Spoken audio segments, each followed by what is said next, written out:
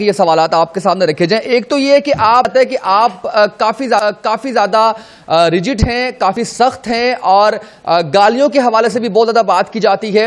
علامہ صاحب, اس کے اوپر جو ہے وہ کیا موقف ہوگا آپ کا؟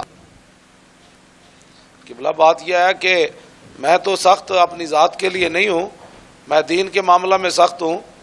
اور آپ کو پتہ ہونا چاہیے کہ جب ولید بن مغیرہ نے نبی علیہ الصلوۃ والسلام کے بارے میں نا الفاظ کہے تو اس وقت پھر اللہ رب العالمین نے قرآن مجید کے اندر فرمایا کہ میرے حبیب اس نے آپ کے بارے میں یہ بات کی, نون والقلم وما یسطرون ما انت بنعمت ربک بمجنون وان لک لاجرا غیر ممنون وانک لعلی خلق عظیم فستبصر ویبصرون بأیکم المفتون ان ربک هو اعلم بمن ضل عن سبیلہ وهو اعلم بالمہتدین فلا تطع المکذبین ودوا لو تدہن فیدہنون ولا تطع کل حلاف مہین ہماز مشاء بنمیم مناع للخیر معتد اثیم عتل بعد ذلک زنیم ان کان ذا مال وبنین اذا تتلی علیہ آیاتنا قال اساطیر الاولین سنسمع علی الخرطوم. بات اس نے ایک کی ہے, آپ فرمائیں خالق اور مالک نے اپنے محبوب علیہ الصلوۃ والسلام کی عزت اور ناموس پر آدھا رکوع نازل فرمایا کہ میرے حبیب آپ نے اس کی بات سے پریشان نہیں ہونا. اللہ رب العالمین نے آپ کو خلق عظیم کے وصف سے متصف فرمایا, اور میرے حبیب آپ نے اس کی بات سے پریشان نہیں ہونا. یہ جھوٹا آدمی ہے, یہ بدکار ہے, یہ قسمیں کھاتا ہے, یہ حد سے بڑھنے والا ہے, یہ حق بات سے روکنے والا ہے. اور فرمایا کہ ہم اس کی تھوتنی سے پکڑیں گے.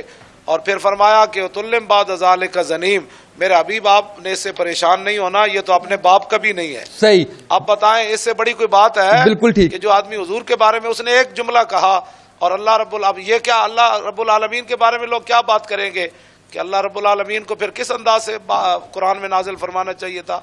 اچھا رضوی صاحب, ایک آخری سوال آپ سے, ہمت کر کے سوال نہیں میں کر رہا, میں تھوڑی سی تنقید کر رہا ہوں. میری تشنگی تھی یہ سوالات آپ سے کرنے کی, وہ ختم ہوئی. آپ کے مقصد کے اوپر تو کوئی دوسری رائے نہیں ہے کہ آپ ایک اچھے مقصد کے لیے نکلے ہوئے ہیں.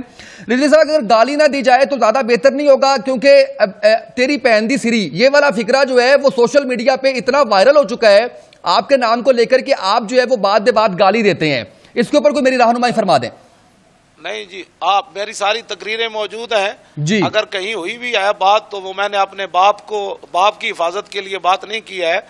میں اس پر آپ کے ٹی وی پر کبھی آپ مجھے بلائیں جی تو میں آپ کو کم از کم کوئی 50-60 کے قریب حوالے دے دوں گا کہ جب حضور کی عزت پر بات آئی ہے تو پھر صحابہ نے کس انداز میں گفتگو کی ہے. یہ بہت ساری چیزیں ہمارے پاس امانتیں ہیں علماء کے پاس, ہم قوم کے سامنے نہیں لانا چاہتے. اگر کوئی چاہتا ہے تو ہم انشاءاللہ یہ بات بیٹھ کر بتا دیں گے. اب آپ بتائیں تلم بعد ذالک زنیم کا کیا معنی ہے؟ کہ حضور کے بارے میں ایک بندہ بات کرتا ہے تو اللہ تعالیٰ خالق مالک ہو کر فرما رہا ہے, حالانکہ وہ قیامت والے دن بھی حرامیوں کے پول نہیں کھولے گا کہ جن کے باپ جو ہے وہ حقیقی ہیں ان کو تو باپ کے نام سے پکارا جائے گا, اور جن کے باپ کے بارے میں شک ہے ان کی ماں کے نام سے پکارا جائے گا, تاکہ یہ شخص قیامت سر میدان ننگا نہ ہو. تو اللہ تو بڑا ستار ہے.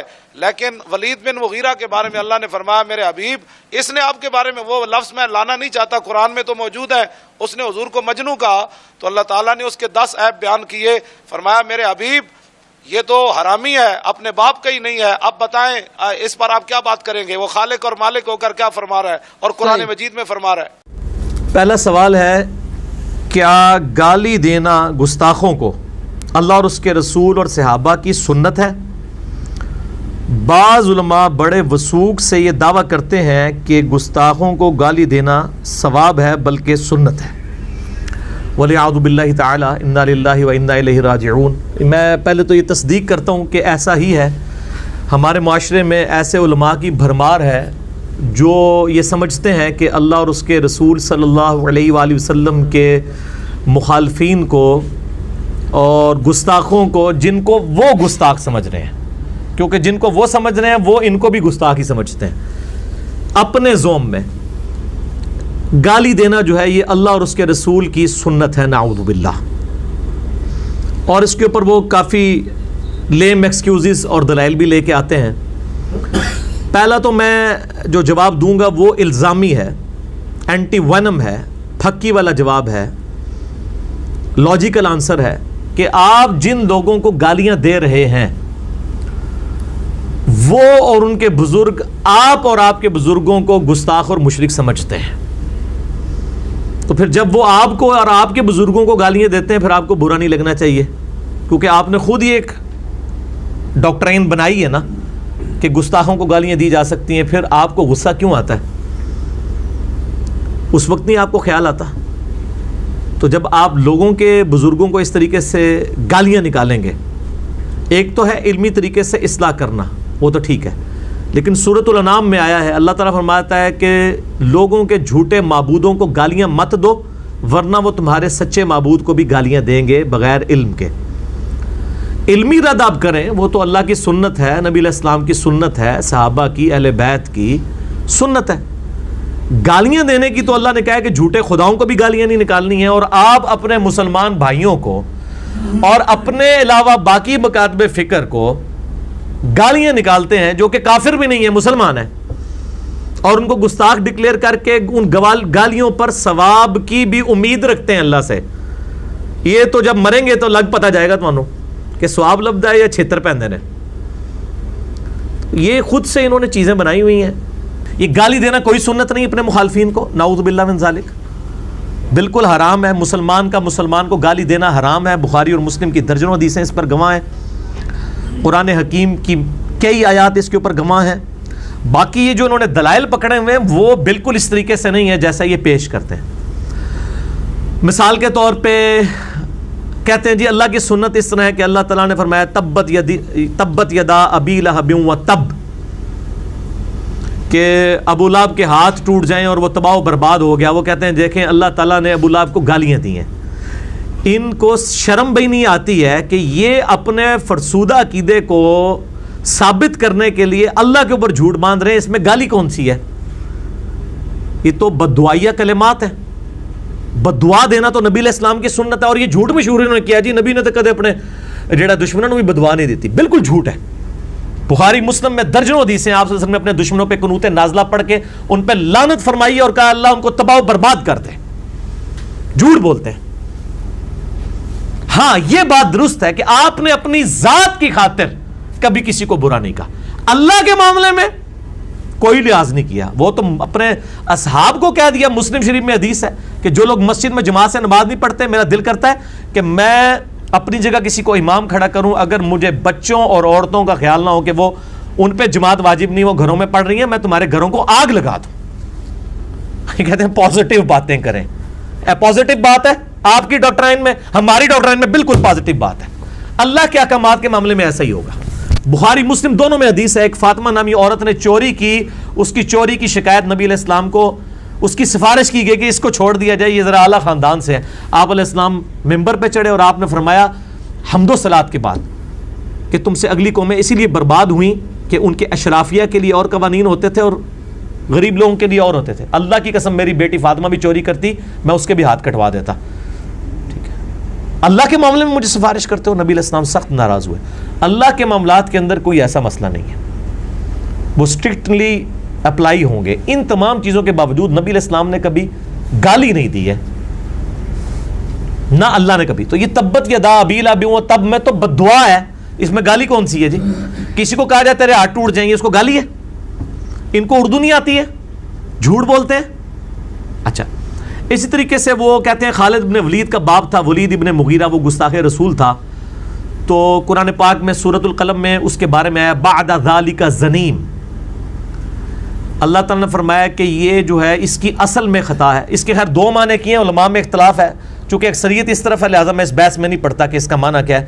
میں انہی کا معنی مان لیتا ہوں کہ اللہ تعالیٰ نے فرمایا کہ جو یہ خالد ابن ولید کا جو باپ ہے رضی اللہ تعالیٰ عنہ, وہ تو مسلمان ہو گئے تھے, ان کا باپ ولید بن مغیرہ, اس کی اصل میں خطا ہے, یعنی یہ آؤٹ آف ویڈ لاک پیدا ہوا ہے, یہ حلالی نہیں ہے. تو اس لیے آپ دیکھتے ہیں نا وہ گالیاں دے رہے ہوتے ہیں, وہ کہتا ہے نہیں گستاخ رسول تے ہوندے ہی رامی ہے. یہ سٹیٹمنٹ ان کی غلط ہے. ان کو کہنا چاہیے کہ گستاخ رسول اگر ساڈے فرقے دا ہوئے گا تو وہ حلالی ہوئے گا, آپ کے فرقے کا ہوگا تو نہیں بھی ہوگا تو حرامی ہوگا. یہ کہیں تو اس کا مطلب ہے ان کو نہ کوئی اللہ سے دلچسپی ہے نہ نبی علیہ السلام سے. اور ضروری نہیں ہے کہ جو گستاخ رسول ہے وہ ضروری حرامی ہوگا, نعوذ باللہ من ذالک. وہ تو اللہ نے وحی کے ذریعے بتا دیا. آج کوئی کسی کے بارے میں کلیم کر سکتا ہے؟ بلکہ جو شخص دوسرے کو حرامی کہہ رہا ہے نا, وہ بھی اپنے بارے میں کلیم نہیں وثوق سے کر سکتا کہ وہ خود بھی حلالی ہے کہ نہیں. یہ تو اللہ اپنے نبی کو غیبی خبر دے سکتا ہے, اور تو کوئی شخص کلیم نہیں کر سکتا کسی کے بارے میں کہ وہ حرامی ہے یا حلالی ہے. ان کا فرقہ چھوڑ دے تو وہ فرقہ چھوڑتے ہی حرامی ہو جاتا ہے, اسی وقت واپس آ جائے تو حلال ہونے کا سرٹیفکیٹ دے دیتے ہیں. اسی سے اندازہ لگا لیں ان کے جعلی جو دعوے ہیں وہ کس طرح چینج ہوتے ہیں. ورنہ اگر کوئی حرامی ہے وہ حلالی نہیں مان سکتا, حلالی حرامی نہیں. لیکن آپ ان کا فرقہ چھوڑیں تو آپ حرامی ہیں, آپ فرقے واپس آ جائیں پھر حلالی ہو جائیں گے. ٹھیک ہے. مسئلہ نمبر 71B, انڈیا اور پاکستان کے بزرگوں کی 19 گستاخانہ عبارات کا تحقیقی جائزہ. اس میں نے جو ہے نا وہ یہ ساری چیزیں گنوائی ہیں. میں نہیں کہتا ہوں کہ گستاخ رسول ہے تو وہ حرامی ضروری ہوگا, کسی کو تعویل کی غلطی بھی لگ سکتی ہے, بہرحال گستاخی کو گستاخی کہیں گے, اس کا کوئی لحاظ نہیں کریں گے. کوئی سنت نہیں ہے جی بعد ذالک زنیم سے دلیل لینا, بالکل جعلی دلیل لے رہے ہیں. اچھا, اسی طریقے سے وہ کہتے ہیں کہ جی وہ مسند احمد میں حدیث ہے, نبی علیہ السلام نے فرمایا جو اپنے جہلی نسب پہ فخر کرے اس کو کہو کہ اپنے باپ کی شرمگاہ کاٹ کے اپنے منہ میں رکھ لے. تو دیکھو نبی علیہ السلام کی سنت ہے کہ جو متکبرین ہیں ان کو گالی دی جائے. ظاہر ہے یہ تو بہت بڑی گالی ہے کہ کسی کو کہا جائے کہ اپنے باپ کی شرمگاہ کاٹ کے اس کا عضو تناسل کاٹ کے اپنے منہ میں رکھ لے, لیکن یہ حدیث ہی جعلی ہے. یہ مسند احمد کی حدیث جو ہے اس میں حسن بصری مدلس ہیں اور ان سے روایت کر رہے ہیں اور سما کی تصریح نہیں ہے. میں تو اکثر لیکچرز میں یہ کوٹ کرتا ہوں, بلکہ ویڈیو میں دکھا چکا ہوں کہ یہ روایتی بالکل کمزور ہے, نبی علیہ السلام کے اوپر جھوٹ باندھا گیا. بخاری اور مسلم کی حدیث ہے, ابو سعید خدری کہتے ہیں کہ نبی علیہ السلام میں کنواری لڑکیوں سے زیادہ شرم و حیا تھی. جس میں کنواری لڑکیوں سے زیادہ شرم و حیا وہ اس طرح کی لینگویج استعمال ہی نہیں کر سکتا. پھر قرآن حکیم میں وَإِنَّكَ لَعَلَىٰ خُلُقٍ عَظِيمٍ, آپ اخلاق کے بلند ترین درجے پر ہیں. اس طرح کی ولگر گفتگو تو آپ صلی اللہ علیہ وآلہ وسلم کر ہی نہیں سکتے. اسی طریقے سے یہ کہتے ہیں کہ جی وہ صحیح بخاری میں حدیث ہے صلح حدیبیہ کے موقع پر, اور میں نے بھی لیکچر میں کئی دفعہ کوٹ کی ہے کتاب الشروع چیپٹر کے اندر صحیح بخاری کے اندر صلح حدیبیہ والے میں, کہ حضرت ابوبکر صدیق رضی اللہ تعالیٰ عنہ جو ہیں وہ جب سہیل ابن عمرو آیا تھا وہ بار بار اپنا ہاتھ نبی علیہ السلام کی داڑھی کی طرف کرتا تھا, گفتگو کر رہا تھا, تو حضرت ابوبکر کو غصہ آیا اور انہوں نے کہا کہ جاؤ تم لات اور منات کی شرمگاہیں چاٹو جا کے. تو وہ کہتے ہیں دیکھو حضرت ابوبکر نے جو ہے وہ گستاخ رسول کو گالی دی اور اس کو کہا کہ اپنے بزرگوں کی شرمگاہیں جو ہے وہ اپنے بتوں کی جا کے چاٹو. ہم یہ کہتے ہیں کہ اس طرح کی گستاخیاں جب ہم آپ کے بزرگوں سے ثابت کر دیں گے تو کیا آپ ہمیں اجازت دیں گے کہ ہم آپ کو کہیں کہ اب آپ جا کے چاٹیں ان کی شرمگاہیں؟ پہلے تو یہ الزامی جواب ہے, کہیں گے نہیں ہم تو ان کو گستاخ ماننے کے لیے تیار نہیں ہے. تو آپ جن کو باقیوں کو گستاخ کہہ رہے ہیں وہ آپ کے پاس اتھارٹی ہے. انڈیا پاکستان بنگلہ دیش کا تو ماحول یہ ہے کہ یہاں پہ کروڑوں لوگوں کا یہ عقیدہ ہے کہ اگر آپ ان کے سامنے کہہ دیں کہ نبی علیہ السلام انسان تھے ایز اے اسپیشیز, مرتبے کی بات نہیں ہو رہی, اسپیشیز کی, نو کی, تو کہتے ہیں آپ گستاخ رسول ہیں. اس جہل قوم کے اندر آپ لوگوں کو کہیں گے کہ گستاخ رسول کو قتل کر دو اور ہاتھ میں کلاشنکوف اٹھا کے تو اڑا دو, جس میں ہر بندہ اپنی ڈاکٹرائن میں دوسرے کو گستاخ رسول سمجھتا ہے. یہ رسک لیا جا سکتا ہے؟ Not at all. یہ عام آدمی کا کام ہی نہیں ہے, اور معذرت کے ساتھ علماء کا بھی کام نہیں ہے, کیونکہ علماء اپنے فرقے والوں کو کہیں گے. آپ دیکھ لیں وہ معاملہ ہوا جنید جمشید صاحب کا بھی اور ڈاکٹر عامر لیاقت صاحب کا بھی. ایک فرقے کے پارٹی نے کہا اس کی توبہ سچی ہے, دوسرے نے کہا دوزیدی فراڈ ہے, اودی سچی ہے. تو یہ توبہ بھی نہیں ماننے کے لیے تیار ہوتے ہیں, ان کے اپنے معاملات ہیں. تو وہ کہتے ہیں کہ حضرت ابوبکر صدیق نے کہا تھا جاؤ اپنی شرمگاہیں جا کے چاٹو بتوں کی, تو یہ گالی ہوئی. یہ گالی نہیں تھی, اس لیے کہ وہ اپنے بتوں کی شرمگاہیں چاٹتے تھے. جیسے اگر ایک قبر کے پجاری انڈیا پاکستان کے کسی بندے کو میں کہوں کہ جا فلاں دربار کی مٹی کھا جڑا تیرا کام ہے, تو کھاتے ہیں. یہ گالی کہاں سے ہوئی؟ اور پنجاب میں تو آپ کو پتا ہے کہ ایک مزار بھی ہے, ہائے آسپے ہو سارے جی, وہاں پہ جناب پوری آپ سمجھیں کہ نا وہ رسیاں لٹکائی ہوئی ہیں اور اس کے اوپر جو ہے وہ نعوذ باللہ انہوں نے جو ہے وہ شرمگاہیں بنا کے لٹکائی ہوئی ہیں ہزاروں کی تعداد کے اندر. ہاں پنجاب ہمارے پاکستان میں مزار موجود ہے, اور اس کا نام بھی وہی ہے جو پنجابی میں اس کو کہا جاتا ہے نا, وہ علی سرکار انہوں کا نام ہی جے. ہاں تو اب جو اس پہ جا رہے ہیں اور جا کے چڑھاوے چڑھا رہے ہیں, شرمگاہوں کے چڑھاوے چڑھاتے ہیں اتنی بڑی بڑی بنا کے نا وہ, اور وہ ان کو چاٹتے بھی ہیں, سارا کچھ چاہتے ہیں. اب اس کے ماننے والے کو ہم کہیں کہ جاؤ یار تسی وہی سرکار تے جا کے چٹو, تو یہ کون سی گالی ہوگی مجھے بتائیں؟ یہ گالی ہے؟ تو حضرت ابوبکر صدیق نے کوئی گالی نہیں دی. یہ دھوکہ دینا بند کرو. پوری قوم کو بت بنایا ہوا انہوں نے. پوری دنیا میں کیا امیج جا رہا ہے اس امت کا اور اس پاکستانی قوم کا کہ چند لوگوں نے جو ہے یہاں پہ پوری قوم کو یرغمال بنایا ہوا ہے, لوگوں کے اوپر گستاخ رسول اور مشرک اور یہ فتوے لگا رہے ہیں. علماء کی تعداد آٹے میں نمک بھی نہیں ہے جنہوں نے پوری قوم کو لڑوا دیا ہوا ہے. اور یہ دلائل وہ حضرت ابوبکر صدیق کہنا جی ابوبکر دی سنت ہے.